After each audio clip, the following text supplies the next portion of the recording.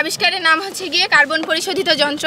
তো এই যন্ত্র দিয়ে আমরা মূলত কার্বন পরিশোধিত করব। তো এই যন্ত্র দিয়ে এই যন্ত্রটা ঠিক কার্বন আমরা যেইখান থেকে ফ্যাক্টরি কার্বনটা বের হবে ঠিক তার উপরেই রাখবো, যার ফলে কার্বনটা গিয়ে এই কাপড়টার সাথে গিয়ে মিশবে এবং কাপড়টা রোল হইতে থাকার সময় এই পানির সাথে গিয়ে এই কার্বন ডাইঅক্সাইডটা মিশবে, যার ফলে আমাদের পানিটা দূষিত হবে যদিও, কিন্তু এই দূষিত পানিটিকে আমরা আবার এই পাম্পের সাহায্যে এই ফিল্টারে নিব এবং এই ফিল্টারে 3টা স্টেজ আছে, যার মাধ্যমে আমাদের দূষিত পানিটা পরিশোধিত হবে। পরিশোধিত হয়ে আবার এই পাইপ দিয়ে বের হবে, যার ফলে আমরা এটাকে অন্য কোনো পাত্রে বা অন্য কোনো জায়গায় রাখতে পারি। এই পরিশোধিত পানিটাই মূলত এটাই ছিল আমাদের আবিষ্কার। থেকে কিভাবে দূষণমুক্ত পরিবেশ গঠন করা যায় এখানে আমরা এই প্রজেক্টের মাধ্যমে আমরা দেখিয়েছি।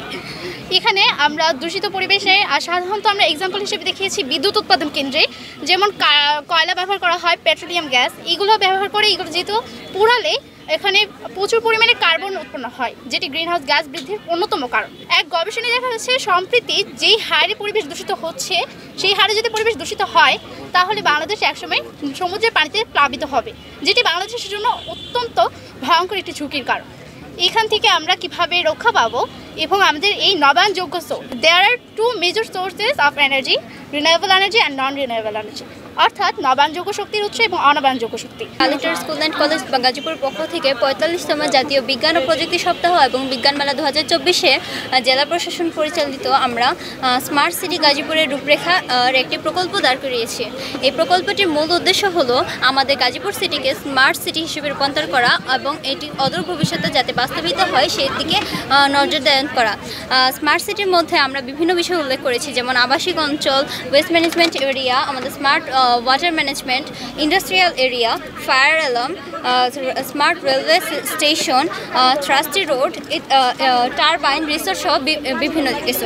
ওয়ালটন ফ্রিজ কিনে অনেকের মতো আপনিও হয়ে যেতে পারেন মিলেনিয়াল, সেরা পণ্যের সেরা অফার। আমাদের এই প্রজেক্টটা হলো স্মার্ট এগ্রিকালচার। এটার মাধ্যমে আমরা এটা বুঝতে চাইছি যে অল্প জায়গায় অল্প সময়ে কিভাবে আমরা আধুনিক বিশ্বের সাথে তাল মিলিয়ে আমরা প্রযুক্তি ব্যবহার করে আমরা স্বল্প সময়ে ভালো ফলন করতে পারি এবং আমরা কীভাবে আমাদের দেশটাকে স্মার্ট বাংলাদেশ বানাইতে পারি এবং আমরা প্রযুক্তির সহায়তায় আমরা কীভাবে আমাদের যে চাষবাস ক্ষেত্রে, আমাদের বসবাসের ক্ষেত্রে আমরা সব দিকে আমরা আমাদের কৃষিটাকে উন্নতি করতে পারি। আমরা মূলত একটা প্রজেক্ট নিয়ে আসি, প্রজেক্টের নাম হলো স্মার্ট সিকিউরেটেড হোম সিস্টেম। এই প্রজেক্টে আমরা ইউজ করছি মূলত একটা সোনার সিস্টেম প্লাস একটি স্মার্ট লাইটিং সিস্টেম এবং আমরা ইউজ করছি লেজার সিকিউরিটি সিস্টেম। সোনার সিস্টেমটা ইউজ করছি মূলত আমরা যদি রাতের বেলা ঘুমায় থাকি তাহলে আমাদের বাড়িতে সিসিটিভি ক্যামেরা থাকে, কিন্তু সিসিটিভি ক্যামেরায় আমরা শুধু দেখতে পারি যে শুধু একটা মানুষ সামনে চলাচল করতেছে, কিন্তু তার মানে এক্সাক্ট ডিস্টেন্সটা আমাদের জানা থাকে না। এই এক্সাক্ট ডিস্টেন্সটা জানার জন্য আমরা এই সিস্টেমটা ইউজ করছি।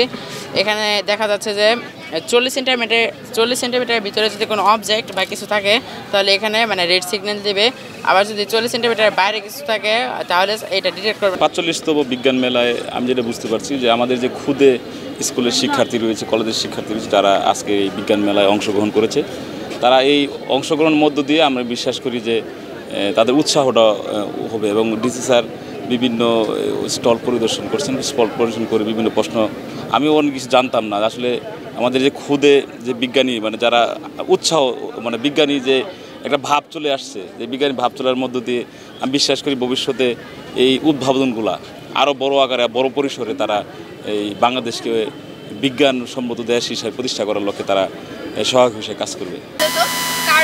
কার্বন পরিশোধিত করবে, তো ফ্যাক্টরি থেকে যে কার্বনটা বের হবে সেই কার্বনটা আমরা ঠিক এইখানে ফ্যাক্টরির উপরে নলটা দিব, যার ফলে এই কার্বনটা এই কাপড়ের সাথে মিশবে।